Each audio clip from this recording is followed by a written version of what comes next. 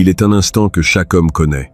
Ce moment précis où un message est envoyé, lu, mais jamais répondu. Une vibration muette dans l'air, un témoin invisible d'une décision ferme. Ce silence, froid et tranchant, n'est pas l'absence de communication, mais une communication en soi, calculée, calibrée et lourde de sens. Tu es là, face à elle, dans la même pièce, pourtant tu sens une barrière invisible et impénétrable entre vous. Son regard ne te perçoit pas, il ne t'effleure même pas.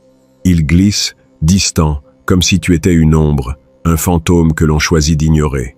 Ce silence-là, ce vide sonore et émotionnel, n'est pas un oubli, ni un hasard. Il est un message codé, un défi lancé au plus profond de ta conscience. Peut-être as-tu déjà ressenti ce poids, ce gouffre muet qui t'enserre l'esprit, t'obligeant à chercher frénétiquement une réponse, une justification. Tu scrutes ton téléphone, guettant la moindre notification, oubliant que le silence est lui-même une forme de dialogue. Ce silence, cet espace figé dans le temps, n'est pas neutre. Au contraire, il est saturé d'intentions, d'ambitions cachées. Ton esprit tente de le déchiffrer, mais sans les clés, il ne fait que rêver, s'inventer des scénarios de plus en plus sombres, se perd dans un labyrinthe d'inquiétudes et de supplications muettes. C'est exactement ce qu'elle veut. Elle t'invite à répondre à un appel silencieux que tu n'entends pas encore, à te perdre dans ses méandres, à tomber dans le piège de ta propre anxiété. Le lien se trouve dans le commentaire épinglé. Comprendre ce silence, c'est détenir une arme rare, une lucidité qui bouleverse les rapports de pouvoir entre vous. Car ce silence délibéré n'est jamais un simple vide, il est une stratégie. Il existe plusieurs variantes, chacune portant sa propre signature psychologique, chacune révélatrice d'un état d'esprit précis, d'un dessein souvent invisible à l'œil nu mais limpide pour qui sait observer. Le premier type, le silence de punition, se veut une réponse punitive, un retrait calculé destiné à faire mal. Lorsqu'elle choisit ce silence, c'est pour signifier un mécontentement profond, une blessure infligée à son honorabilité, une morsure à la confiance que tu lui portes. Elle te retire sa parole comme on ôte la lumière dans une pièce sombre, te laissant à l'obscurité de tes erreurs. Un exemple serait ce message lu, ignoré intentionnellement après une conduite jugée déplacée, son silence étant la sanction la plus sévère qu'elle puisse infliger sans prononcer un mot. C'est un froid glacial, une sentence silencieuse qui te contraint à l'introspection, mais aussi à la peur de ne pas pouvoir réparer le lien brisé. Le silence de test est plus insidieux. Il s'agit d'un mécanisme de vérification, un baromètre invisible que celle qui se t'est brandie devant toi pour jauger ta valeur, ta résilience, ta détermination. Elle cherche à observer ta réaction à l'absence, ta capacité à supporter la tension sans céder à la panique ou à la surenchère. Ici, le silence est un miroir tendu à ton âme, un défi que tu vas devoir relever ou fuir.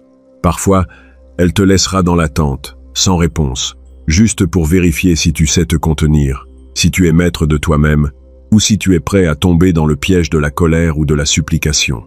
C'est un jeu cruel mais révélateur, où le moindre mouvement trahit un état intérieur, une faiblesse exploitée plus tard. Le silence de repositionnement, quant à lui, est une forme d'ajustement stratégique. Elle crée un espace vide pour respirer, pour reprendre le contrôle de la dynamique entre vous. Ce n'est pas un rejet, mais un recalibrage. Par ce retrait volontaire, elle redéfinit ses limites, réaffirme son territoire psychologique, remodèle l'image qu'elle projette. Dans ce silence, il y a une volonté d'asseoir un nouvel équilibre, de reprendre une place qui lui aurait échappé. Imagine un instant où, après une dispute ou un malentendu, elle se retire sans un mot, laissant le temps au vent de tourner, pour revenir avec une posture différente, plus ferme, plus distante, ou au contraire plus douce, selon son but. Le silence de désintérêt réel est sans doute le plus brutal de tous. Là, le silence n'a pas d'arrière-pensée. Il est l'expression d'un détachement profond, une preuve que le lien est rompu dans sa profondeur. Ce silence-là n'appelle aucun retour. Il est la marque d'une lassitude définitive, d'une fin tacite mais irréversible. Elle ne t'ignore pas pour te tester ou te punir. Elle t'ignore parce que son cœur n'est plus là, parce que l'attention qu'elle te portait s'est éteinte, laissant place à un vide que rien ne comble. Dans ce cas, le silence est une mort sociale, une disparition lente et irrévocable. Enfin, le silence de manipulation émotionnelle est le plus sournois, le plus toxique. Il est l'arme invisible de celle qui joue avec le feu de tes émotions à des fins d'emprise. En usant de ce silence, Elle te prive volontairement d'informations, te plonge dans une incertitude calculée, te soumet à un stress psychologique qu'elle contrôle. Elle cultive le doute, attise l'angoisse, provoque des remises en question incessantes. Ce silence n'est pas vide, mais chargé d'intentions perverses. C'est un moyen de domination psychique qui pousse l'autre à la supplication, à la quête désespérée d'un signe, d'un mot, d'un geste. C'est ce silence qui te fait tourner en rond, qui te fait perdre pied, qui déforme la réalité à travers le prisme déformant de la peur et de l'attente. Ce qui rend le silence plus puissant que les mots dans un rapport de force réside dans la mécanique cérébrale qu'il déclenche. Le cerveau humain est un redoutable moteur d'interprétation, mais il est aussi terrifié par l'incertitude. Lorsque la parole cesse, lorsque le signal s'éteint, l'esprit est contraint de combler ce vide avec ses propres projections, souvent plus sombres, plus cruelles que la vérité elle-même. Dans ce vide, l'imagination s'emballe, crée des scénarios cauchemardesques qu'aucun mot n'aurait pu insuffler. La peur de l'abandon, le doute de soi, la projection de pires scénarios deviennent les architectes de ton cauchemar intérieur. Ce silence, impassible et immuable, agit comme un miroir déformant, amplifiant chaque inquiétude, chaque faiblesse. Il te rend vulnérable, désarmé, prisonnier de ton propre esprit.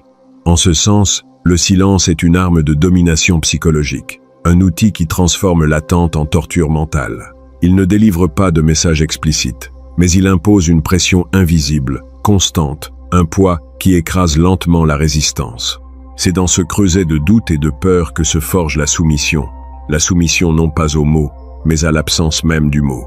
Comprendre cette mécanique, c'est prendre le contrôle de la scène, c'est refuser de tomber dans le piège de l'angoisse silencieuse et réagir avec maîtrise plutôt qu'avec panique. C'est là tout le danger et la puissance de ce silence délibéré. Lorsqu'elle s'enferme dans le silence, qu'elle choisit délibérément de t'ignorer, elle ne fait pas que te priver de mots ou de signes. Elle installe un terrain d'observation, une arène invisible où ton essence se dévoile sans phare. Ce silence n'est pas une simple absence. C'est un test d'une cruauté froide, un levier neurologique qui scrute chaque battement de ton anxiété, chaque pulsion de ta dépendance. Au-delà de la frustration apparente, il ne fait qu'attendre, implacable, le moment où tu craqueras, où tu trahiras ta vulnérabilité par des gestes maladroits, par des envois répétés de messages, par une agitation émotionnelle qui rugit en secret derrière un masque de contrôle. Il observe la panique sourde qui monte lorsque son silence s'étire, épaissi par l'incertitude. Chaque « tu vas bien » envoyé dans le vide est une fissure dans ta forteresse intérieure. Chaque tentative pour raviver le feu de son attention, chaque changement de stratégie, toutes ces réactions sont des révélateurs puissants de ta capacité à rester maître de toi. Et voilà pourquoi la majorité des hommes échouent ce test, même sans savoir qu'ils le passent. Ils interprètent le silence comme un vide à combler, un cauchemar à fuir, plutôt que comme un miroir qui reflète leur propre équilibre. Ils cèdent à l'instinct primitif qui leur hurle de restaurer la communication coûte que coûte, sombrant ainsi dans un piège neurologique savamment tendu. Ce piège, c'est la spirale infernale de la surenchère. Le silence d'une femme, loin de simplement ignorer, incite à l'escalade. D'abord un message de relance, un simple « Salut, ça va ?» qui pourrait sembler anodin, mais qui sonne déjà comme une tentative d'apaisement face à une tension invisible. Puis vient l'humour, maladroit ou forcé, jeté comme une bouée dans la tempête pour tenter d'alléger cette atmosphère devenue lourde. Un « Je suis pas mort », promis, qui trahit une peur sourde d'être rejeté. Si cette tentative échoue, la prochaine étape est la question directe, lourde de sous-entendus. Qu'est-ce qui ne va pas? Cette question, loin d'être innocente, révèle la montée d'une anxiété croissante, le désir de comprendre, de contrôler, de reprendre la main. Enfin, lorsque le silence persiste, quand l'angoisse atteint son paroxysme, l'excuse surgit, souvent injustifiée, un « désolé si j'ai fait quelque chose », qui est en fait une soumission déguisée, un aveu implicite que la faute, réelle ou imaginaire, doit être réparée pour sauver ce qui reste du lien. Cette escalade n'est pas innocente. À chaque palier, elle mine un peu plus sa position dans le rapport de force, dégrade son aura d'indépendance, fissure son image d'homme solide et maître de ses émotions. Ce n'est plus lui qui tient la barre, mais le silence, cette arme invisible qui le pousse, pas à pas, vers une posture d'asservissement affectif. Pourtant, ce silence ne porte pas partout la même signification. Son message varie selon le contexte, et c'est ici que réside la subtilité, la ruse du véritable jeu psychologique. Après un conflit, ce silence est une forteresse, un rempart érigé pour contenir la colère, la déception ou la rancune. C'est un silence lourd de reproches non formulés, un territoire où les mots deviennent des munitions qu'elle retient précieusement. Dans ce cadre, répondre à ce silence par une avalanche de messages ne fait qu'alimenter le feu. La meilleure stratégie est l'attente calculée, la maîtrise de soi 24 heures sur 24, le silence en miroir, un refus tacite d'entrer dans cette guerre des nerfs. À l'opposé, après un moment d'intimité partagée, ce silence peut sonner comme un retrait soudain, une protection contre la vulnérabilité dévoilée. Il ne s'agit pas d'un rejet, mais d'un test encore plus subtil. Observez si tu sauras maintenir ton calme, si tu comprendras que l'affection ne se mesure pas à la densité des réponses, mais à la constance silencieuse. Ici, toute précipitation vers elle est souvent interprétée comme un signe d'insécurité. Enfin, lorsque tu as montré de l'indépendance, tenu ta position sans fluctuation, le silence peut devenir une arme à double tranchant. Il peut signifier une mise à distance temporaire, une invitation à te reposer sur ta force tranquille, ou au contraire, un avertissement sournois, un signal que ta posture dérange, que tu as déstabilisé son propre jeu de contrôle. Dans ce cas, ton choix de ne pas céder à la tentation de rompre ce silence de façon désespérée est la clé. C'est ce maintien impassible, cette souveraineté affichée 7 jours sur 7, qui transforme le silence d'une arme en opportunité. Il s'agit de lire entre les lignes du non-dit, de comprendre que ce qu'elle exprime en refusant le dialogue est parfois plus puissant que 1000 mots. Ce jeu de miroir, où le silence se fait test, défi et déclaration, exige une maîtrise que seuls les rares comprennent, car ils savent que céder est synonyme de perte, que le vrai pouvoir réside dans le contrôle inébranlable de soi, même face à l'absence la plus glaçante. Ainsi, son silence n'est pas un vide à combler, mais une énigme à déchiffrer, un duel psychologique où chaque réaction, chaque absence de réaction, scelle ta position dans cette bataille invisible. Le lien se trouve dans le commentaire épinglé. Dans l'immensité des interactions humaines, le silence a toujours été une arme subtile, une lame invisible tranchant au plus profond des esprits. Mais l'avènement des smartphones, ce prolongement de notre chair numérique, a métamorphosé la nature même de ce silence. Il ne se limite plus aux absences physiques, aux espaces vides d'échanges directs. Il s'étend désormais à une myriade de signaux contradictoires, de présences fantômes. Le silence numérique, ce paradoxe saisissant où l'on est vu mais invisible, entendu mais ignoré, s'est imposé comme la forme la plus aiguë, la plus pernicieuse de la torture psychologique douce. Imaginez cet instant où votre regard se pose sur ce message soigneusement ignoré, cette indicible vue qui s'affiche comme un verdict sans appel. Une validation de votre existence, mais une négation volontaire de votre valeur. Un rétrécissement de votre monde intérieur à l'aune d'un simple tic visuel. Puis, cette story qu'elle a postée, observée attentivement, analysée dans ses moindres détails, scrutée comme un oracle, mais qui ne suscite ni un mot, ni un geste. Enfin, ce statut en ligne sournoisement allumé, comme une bougie vacillante dans la nuit noire de votre attente, une présence virtuelle qui se joue de vous, vous observant peut être, tandis qu'elle garde le silence absolu. Cette observation-là, c'est le supplice moderne, celui qui s'infiltre partout, 24 heures sur 24, 7 jours sur 7, dissolvant vos certitudes, multipliant les doutes.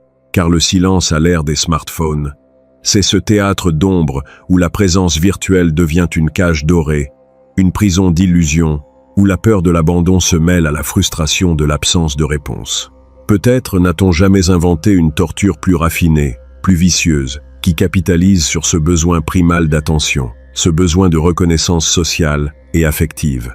Être vu sans être appelé, c'est peut-être le silence le plus cruel, celui qui laisse entrevoir l'autre sans jamais saisir son regard. Dans ce jeu subtil du silence numérique, certaines femmes ont appris à s'ériger en maîtresses absolues de cette arme invisible. Elles ne se contentent pas de laisser le silence s'installer, elles le cultivent, l'entretiennent, le font fleurir comme un poison lent. Ce silence devient leur langue, leur moyen de domination, leur armure contre toute forme de soumission.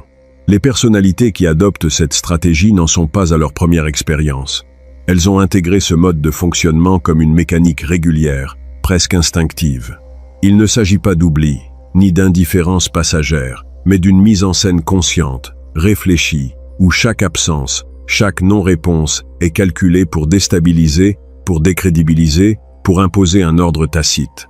La répétition de ces silences punitifs, cette suspension volontaire de la communication, révèle un schéma mental où le contrôle passe par la privation d'attention, par la gestion maîtrisée de l'incertitude dans l'esprit d'autrui. On reconnaît ces femmes à leur constance dans ce comportement, à leur capacité à faire durer le silence, à jouer avec le temps comme on manipule un levier de pouvoir. Elles ne cèdent pas aux pressions, ne répondent pas aux appels, ne rompent pas la glace, car leur force réside précisément là, dans l'attente imposée, dans le contrôle de l'espace invisible entre elles et l'autre.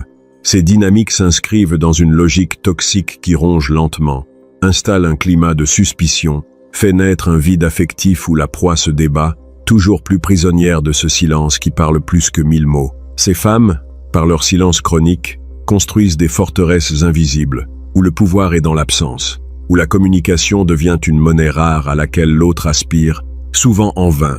Face à cette stratégie, la réponse machiavélique ne consiste pas à s'échiner à briser le mur du silence par des demandes insistantes, ni à se perdre dans des supplications qui renforceraient le rôle de victime.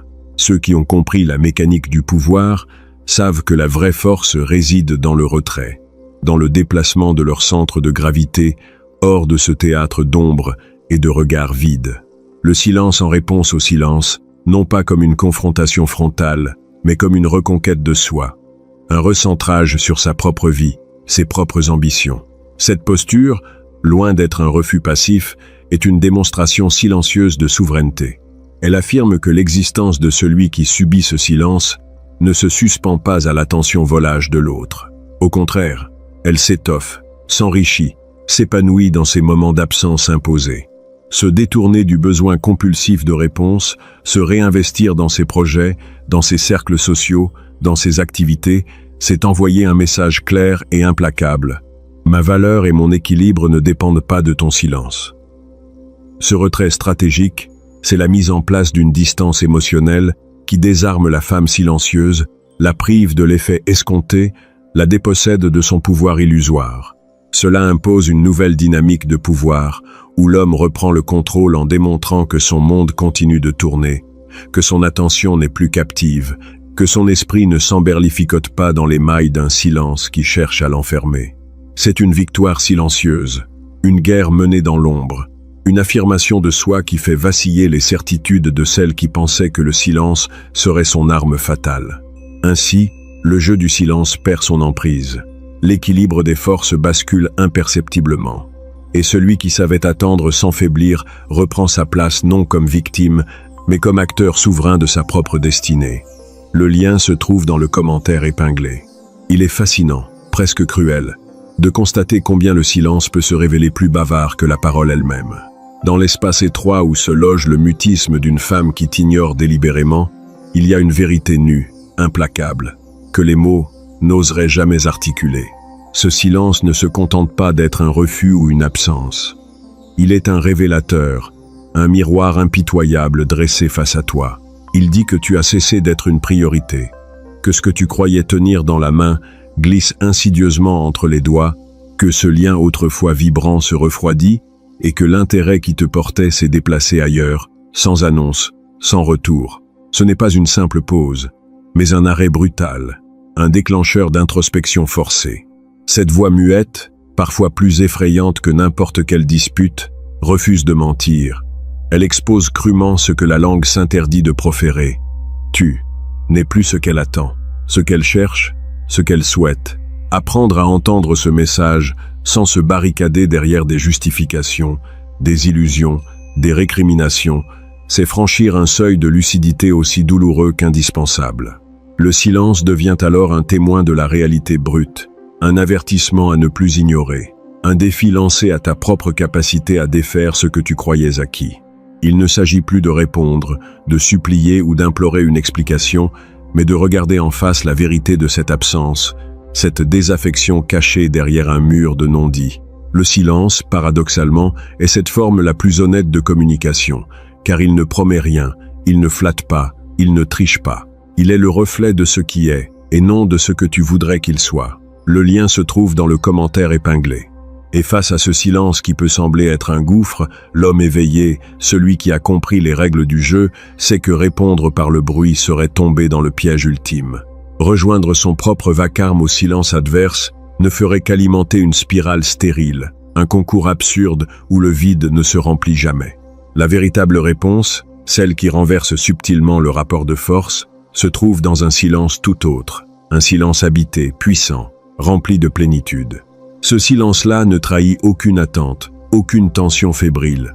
Il est comme un bastion intérieur, une forteresse construite dans laquelle l'absence de l'autre ne crée aucune fissure. Il dit sans dire « Ma vie ne s'arrête pas à ton indifférence, mon esprit ne s'épuise pas à te poursuivre, mes heures sont pleines, mes journées chargées d'occupations qui me transcendent et me nourrissent 24 heures sur 24, 7 jours sur 7. » Ce silence est une affirmation silencieuse d'indépendance et de souveraineté. Il ne cherche pas à combler un vide, parce qu'il n'existe pas. Il est la démonstration étouffante que ton retrait ne m'affecte pas comme tu le souhaiterais. C'est la réponse masquée la plus redoutable, celle qui s'enracine dans l'autonomie plutôt que dans la dépendance, dans la maîtrise plutôt que dans la perte. Quand le silence de l'homme devient cette force, il est une sorte de contre-langage inébranlable. Il retourne le rapport de force. Il réinitialise les règles non écrites de la relation. Il impose une distance où l'absence devient une toile vierge sur laquelle il peint son propre pouvoir. Dans cette posture, il n'y a plus de quête ni de poursuite, mais une présence souveraine qui n'a plus besoin d'être validée par l'autre. Ce n'est pas un abandon, mais une conquête intérieure. Ce silence-là, dense, habité par l'acceptation et l'indifférence, devient la meilleure des réponses machiavéliques, subtilement terrifiantes, car elle déjoue toute tentative de manipulation. Lorsque tout a été dit, analysé, retourné dans tous les sens, il reste ce constat sombre et profond. Le silence révèle autant de nous-mêmes que de l'autre. Il est le miroir de nos peurs, de nos espoirs, de nos forces cachées, mais aussi de nos faiblesses. Il met en lumière la solitude, non pas comme une prison, mais comme une zone de puissance. Cette solitude choisie, assumée, devient une force insoupçonnée, une armure contre les illusions et la douleur du manque. Elle est la preuve que l'on peut exister pleinement sans chercher à combler chaque vide par une présence extérieure. La solitude, dans ce jeu de pouvoir silencieux, est la dernière forteresse de l'homme qui refuse d'être soumis.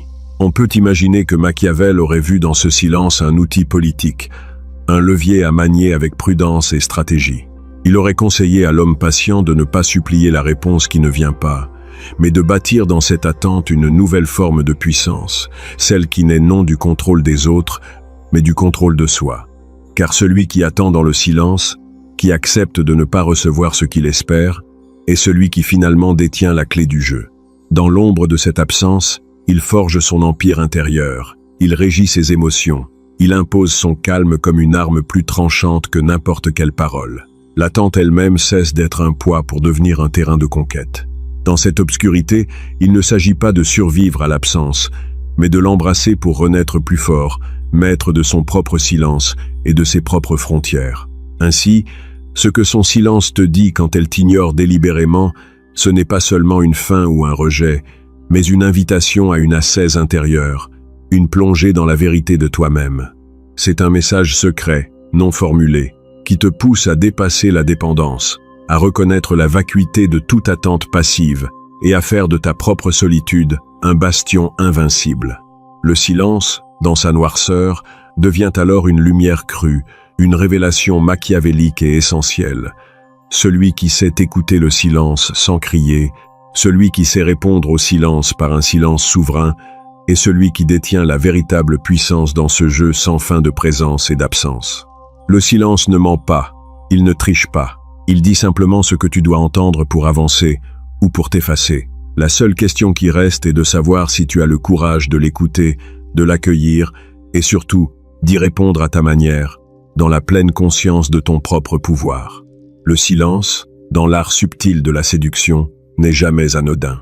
Il est une arme à double tranchant, un jeu d'ombre où chaque non-dit tisse une toile invisible qui emprisonne ou libère, selon la maîtrise qu'on en a. Au commencement, quand les cœurs tremblants cherchent à s'approcher, c'est souvent la femme qui choisit cette stratégie silencieuse. Un silence qui n'est pas absence, mais présence dense, presque palpable. Elle se fait alors chasseresse silencieuse, laissant l'homme avancer, s'exposer, dévoiler ses intentions. Elle suspend le temps, ralentit les battements du désir, amplifiant cette tension qui fait naître l'anticipation. Ce silence-là demande une lecture fine, car il ressemble à s'y méprendre à un désintérêt glacial. Pourtant, il est tout sauf un rejet. C'est une invitation masquée, un appel silencieux à se dépasser, à creuser plus profond. Le danger est immense. Confondre ce silence stratégique avec le silence d'abandon. Surréagir en brisant le mystère prématurément, ou au contraire sous-réagir, se résigner à l'échec avant même que le jeu ne commence. Voilà les pièges dans lesquels tombent ceux qui ne savent pas lire entre les lignes muettes. Ce silence qui retient, qui pousse, qui possède, est un test, un miroir tendu à celui qui écoute. Il attend qu'il comprenne. Ici, le pouvoir est dans l'attente, dans le contrôle de l'espace entre les mots, dans ce vide où se joue la vraie bataille du désir. Traversant les siècles, le silence n'a cessé d'être l'arme privilégiée des puissants. Dans les cours royales de la Renaissance, entre velours et or, les monarchies savaient que le premier mot échappé était souvent une faiblesse offerte. Dans ces salons feutrés, l'art du silence était enseigné comme une science royale. Une reine, un prince, pouvaient faire plier un conseiller ou un rival en refusant simplement de parler, en laissant flotter un mutisme pesant qui vidait les discours adverses de leur force. Ce n'était pas un simple silence, mais une déclaration muette plus redoutable que 1000 cris. Dans les négociations diplomatiques modernes, ce legs demeure intact, invisible, mais omniprésent. Le silence devient alors un champ de bataille où celui qui brise le mutisme le premier cède un terrain précieux. Il montre ses cartes, dévoile ses intentions, s'expose à la manipulation. Dans une relation, ce même principe s'applique avec une cruauté froide. Celui qui parle le premier, qui implore une explication, qui tente de combler le silence, perd sa place. Il montre qu'il est affecté, qu'il peut être touché, et dans ce jeu invisible, c'est la marque d'une faiblesse fatale. Le silence est la forteresse de ceux qui savent que le pouvoir se trouve dans l'attente, dans la maîtrise de soi, dans le refus de se laisser happer par l'émotion immédiate. Cette continuité historique et philosophique du silence, de la Renaissance aux salles de négociation contemporaines, révèle une vérité sombre et universelle. Le silence est pouvoir, il est domination, il est contrôle, mais le silence n'est pas toujours individuel. Parfois, il se déploie à l'échelle collective, et c'est alors un signal encore plus redoutable. Ce n'est plus seulement elle qui t'ignore, mais son entourage tout entier, une communauté silencieuse qui s'érige contre toi. Ses amis qui ne te regardent plus, ne te saluent plus. Les notifications qui s'effacent, les invitations qui cessent de tomber. Ce mutisme collectif est un verdict social implacable. Il révèle une dynamique coordonnée, une exclusion orchestrée. Là où le silence individuel peut être interprété comme un jeu ou un test, le silence collectif est une condamnation. Un mur que l'on te construit pour t'éloigner, te marginaliser. Ce mutisme des groupes est une forme de pouvoir social brut. Il exprime l'hostilité concentrée de plusieurs voix tues, un consensus impitoyable qui nie ton existence dans cet espace partagé. Lire ce silence-là demande une lucidité froide, car il ne ment pas. Il dit que tu es devenu un élément perturbateur, une menace à leur harmonie calculée. Il te révèle l'importance du lien social dans la construction des rapports de force. Être ignoré par un individu, c'est douloureux. Être ignoré par un groupe, c'est une condamnation à l'exil symbolique. Ce silence collectif dessine une frontière invisible entre ceux qui appartiennent et ceux qui sont rejetés. Dans ce désert muet, la solitude devient une prison. Et comprendre cette dynamique est la clé pour ne pas tomber dans le piège de la résignation ou de la colère aveugle. Chaque silence, qu'il soit individuel ou collectif, dans la séduction comme dans les rapports de pouvoir, est un message crypté. Apprendre à le déchiffrer, savoir quand avancer, quand reculer, quand parler ou se taire à son tour, c'est posséder une arme rare, une maîtrise qui peut faire basculer le destin des relations humaines. Car dans ce monde où les mots sont monnaie courante, le silence, lui, reste un privilège des puissants, un art des stratèges. une danse mortelle où celui qui sait écouter gagne bien plus que celui qui parle. Attendre une réponse qui ne vient pas, c'est plonger dans un gouffre invisible, un espace mental où le temps se dilate et chaque seconde se mue en un supplice sournois. Chez l'homme, cette attente n'est pas qu'un simple moment suspendu. C'est une véritable tempête neurochimique qui s'abat sur son cortex et ses nerfs, un cocktail explosif déclenché par l'incertitude. L'absence de réponse active des zones cérébrales associées à la douleur physique, à la menace, à la peur. Le cerveau, incapable de faire la paix avec le silence, imagine 1000 scénarios, tous plus sombres les uns que les autres. L'homme scrute son téléphone 24 heures sur 24. Chaque vibration, chaque lumière devient un mirage d'espoir qui s'éteint aussitôt. Il rejoue mentalement chaque échange, dissèque chaque mot prononcé, chaque regard échangé, chaque rire partagé, cherchant fébrilement l'instant où il aurait pu, peut-être sans s'en rendre compte, franchir une ligne invisible, commettre une erreur fatale. Cette rumination obsessionnelle est une boucle infernale, une prison mentale où il se retrouve captif, tourmenté par l'ombre du doute et la peur lancinante du rejet. Cette attente déstabilise son assurance, sape sa concentration, érode lentement sa confiance comme un poison lent, et dans ce vide, il se retrouve vulnérable, affaibli, prêt à répéter inlassablement ce geste futile d'attendre une réponse qui ne viendra pas. Sortir de cet état, ce n'est pas une simple question de volonté ou de décision instantanée, ce n'est pas non plus un acte de fuite ou de colère impulsive. L'homme doit, avec une précision presque chirurgicale, reprendre le contrôle de son monde intérieur. Il ne s'agit pas de forcer une réponse, car tenter de provoquer une réaction dans le vide ne fait que renforcer les chaînes invisibles qui le retiennent. Ce n'est pas en disparaissant dans la rage ou le ressentiment qu'il regagnera son pouvoir. La clé réside dans la reconstruction active de soi, dans la réaffirmation de son existence au-delà du regard de celle qui choisit le silence. Il doit investir son énergie dans ses projets personnels, ses ambitions profondes qui le définissent vraiment, celles qui ne dépendent pas d'une validation extérieure, mais qui élèvent son esprit et solidifient sa valeur intrinsèque.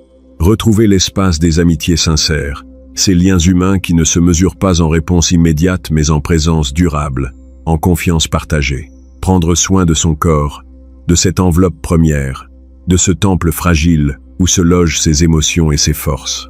Ce mouvement de reconstruction n'est pas une simple fuite, c'est une révolte intime, une déclaration silencieuse de souveraineté. Celui qui cesse d'attendre cesse d'être une proie. Il devient un acteur, un maître de lui-même, un homme capable de naviguer dans l'adversité sans se perdre. Car, au fond, ce silence délibéré ne dit jamais rien de la valeur réelle de celui qui attend. Il est un miroir déformant, une illusion créée par la dynamique du pouvoir entre deux êtres. Ce qu'il révèle, c'est le niveau de contrôle que l'autre exerce sur toi à cet instant précis. Ce pouvoir n'est pas une fatalité, ce n'est pas un don immuable. C'est une monnaie d'échange que tu as toi-même mise en circulation, consciente ou non. En acceptant l'attente, en investissant ton énergie dans ce vide, tu lui as permis d'occuper une place que tu aurais pu lui refuser. Toute la subtilité, la cruauté parfois, de la dynamique de pouvoir réside ici. Savoir que celui qui subit peut devenir acteur, que le brasier du silence peut être éteint, non en implorant son feu, mais en bâtissant ailleurs un feu plus fort, plus lumineux. Reprendre ton pouvoir, c'est d'abord comprendre que le silence n'est qu'un signal, un appel muet, mais que la réponse ne doit plus venir d'elle, elle doit venir de toi, de ta capacité à te réinventer, à te libérer. Lorsque tu laisses le silence t'asservir, tu es une proie. Lorsque tu le transformes en solitude choisie, en espace de renaissance, tu redeviens le chasseur, celui qui dicte les règles du jeu. Alors, ce silence cruel cesse d'être une arme dirigée contre toi. Il devient le terrain de ta revanche intérieure, un royaume que tu reconstruis 24 heures sur 24, 7 jours sur 7, à l'abri du regard des autres, mais en pleine possession de ta force.